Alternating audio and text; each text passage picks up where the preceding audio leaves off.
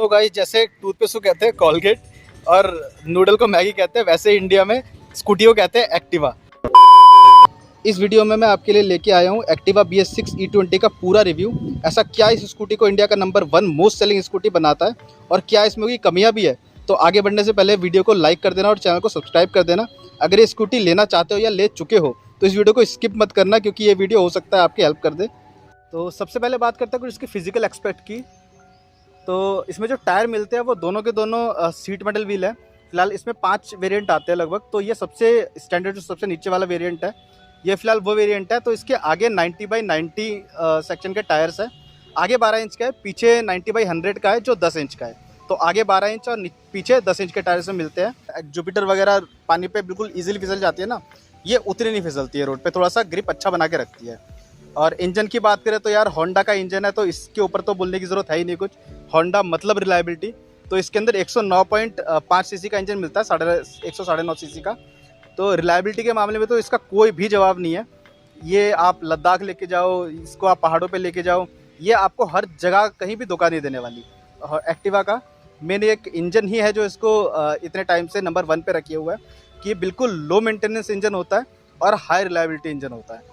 Lights की बात करें तो सामने इसमें DRL वगैरह जितने भी और हेडलैम्प्स है, ये पूरा का पूरा LED दिया हुआ है। जो टर्न इंडिकेटर्स है ये आगे भी आपको हेलोजन मिलते हैं, पीछे भी हेलोजन मिलते हैं इसके अंदर। टेल लाइट भी पूरी हेलोजन ही है। अभी जो गार्ड्स आप देख रहे हो, ये गार्ड्स कंपनी फिटेड ही लग के आए थे। और E20 का लोगो है, इससे तो आपको पता चल ही गया कि एथेनॉल 20 कंप्लायंट है।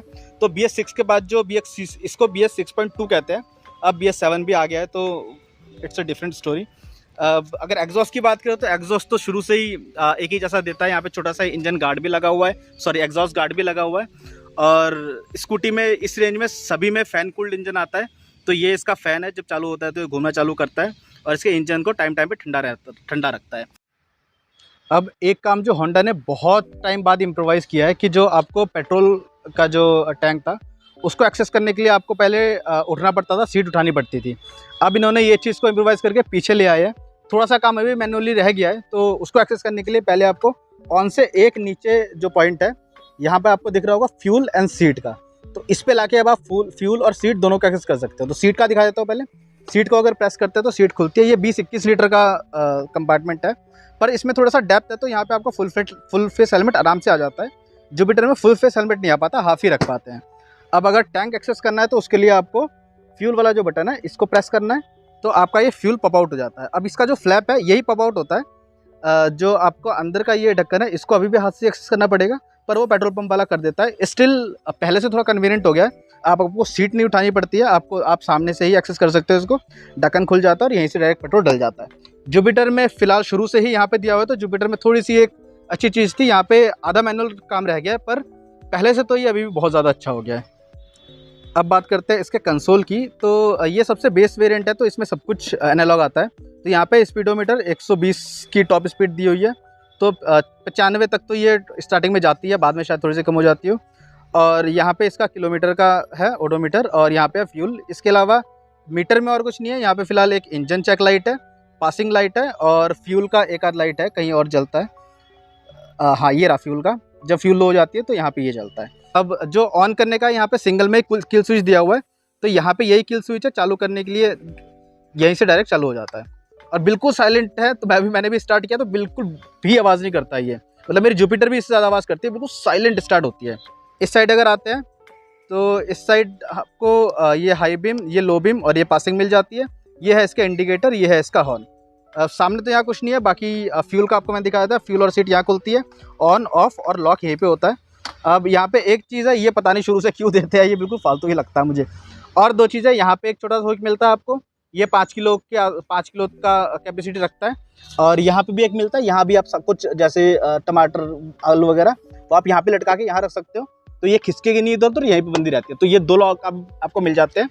इसके 5 वेरिएंट आते हैं। ये सबसे लो वाला है, तो ये शीट मेटल व्हील वाला है। इसके टॉप वाले में जो अभी की है वो ऑटोमेटिक आ चुकी है, और अलॉयज़ आते हैं।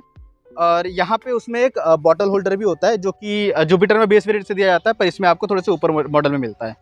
बाकी इसकी बिल्ड क्वालिटी भी बहुत अच्छी है। सामने का जाते हैं 2 जगह छोटे छोटे क्रोम फिनिशिंग भी है, और ये इसका शुरू से आइकॉनिक बिल्कुल डिज़ाइन रहा है। अब एक बार चारों तरफ वॉक थ्रू करा देता हूँ।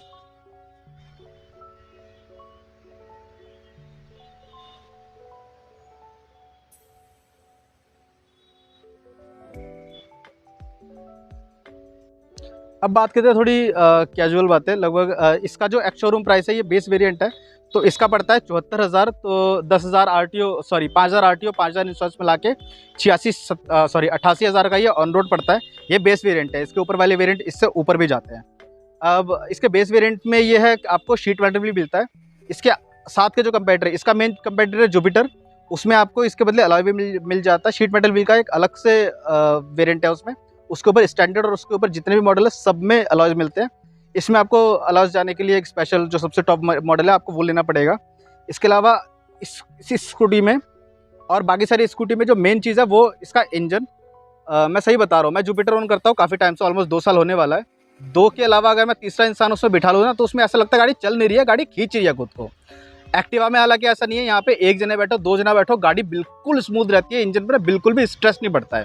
देखिए होंडा को ये वाला इंजन पे काम करते हो बहुत टाइम हो गया, तो ये अपनी 100% प्रोफिशिएंसी पे है। तो इस टाइम इस पर ना जिटर है, ना लैग है, ना कुछ है। पावर की आपको बिल्कुल कमी महसूस नहीं होती है। आप 3 जना बिठा के सामने सामान रख के जितना खींच लो। इसलिए आप देखते होंगे जितने भी ये छोटे मोटे शॉप ओनर्स होते हैं वो एक्टिवा ही रखते हैं। वो भारी सामान आगे पीछे लाद के चल रहे हैं।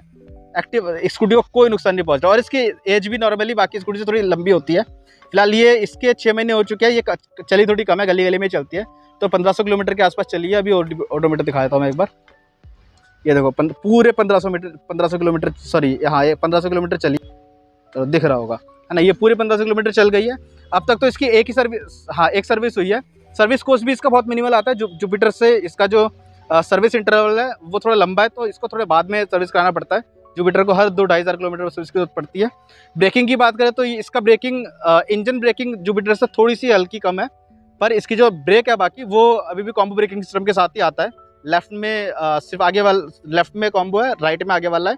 तो राइट में दबाने पे आपकी सिर्फ आगे ब्रेक लगती है, लेफ्ट वाला दबाने पे 40% आगे 60% पीछे की ब्रेक लगती है। तो दोनों एक साथ ब्रेक लगने की वजह से ये बिल्कुल धीरे से, मतलब टायर लॉक होने का चांस थोड़ा सा कम रहता है, तो इसकी वजह से स्लिप थोड़ी सी कम होती है। इंजन रिलायबिलिटी तो इसकी बार बार मैं वही कहूँगा, इंजन रिलायबिलिटी हर स्कूटी से इसको टॉप पे बनाती है।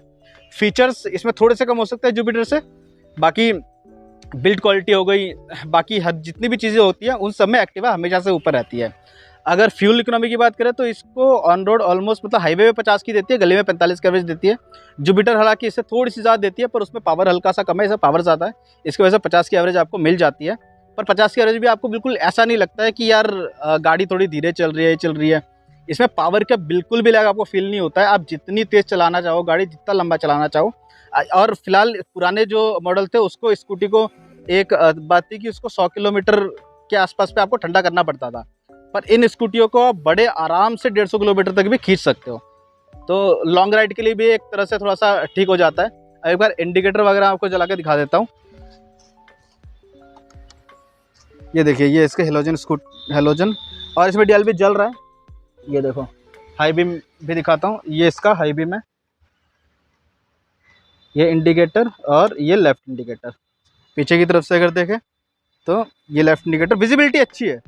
ये बात तो है, हेलोजन है पर विजिबिलिटी बहुत अच्छी है। और बाकी एक बल्ब ही तो है, तो आप बाद में नॉर्मल भी लगा सकते हो, तो उसमें भी कोई दिक्कत नहीं है। तो जिस प्राइस पे ये आ रही है, इसके आसपास का कंपटीशन सिर्फ एक ही है, जुपिटर। तो आपको अगर थोड़े से फीचर ओरिएंटेड स्कूटी चाहिए तो आप उस पर जा सकते हैं। बाकी अगर आपका कोर पर्पस अगर गाड़ी चलाना है कि गाड़ी चलनी चाहिए, लंबी चलनी चाहिए, फैमिली के अंदर रहनी चाहिए, तो एक्टिवा के अलावा आपके पास कोई और ऑप्शन नहीं है। हाँ, जुपिटर में दोनों 12 इंच के टायर मिलते हैं, इसमें पीछे 10 इंच का, आगे 12 इंच का है, बट इट डजंट मैटर। यहाँ पे आपको कहीं भी कोई कमी देखने को नहीं मिलती है। तो यार इस स्कूटी से लेके अगर आपको कोई भी कन्फ्यूजन है, मेरे पास जुपिटर है, ये स्कूटी मेरे दोस्त की है, तो दोनों स्कूटी हमारे पास अवेलेबल है। तो अगर आपको दोनों में कोई भी कन्फ्यूजन होती है तो कमेंट में डाल दें, आपको आंसर मिल जाएगा। और अगर अभी तक सब्सक्राइब नहीं किया है तो सब्सक्राइब भी करते जाना।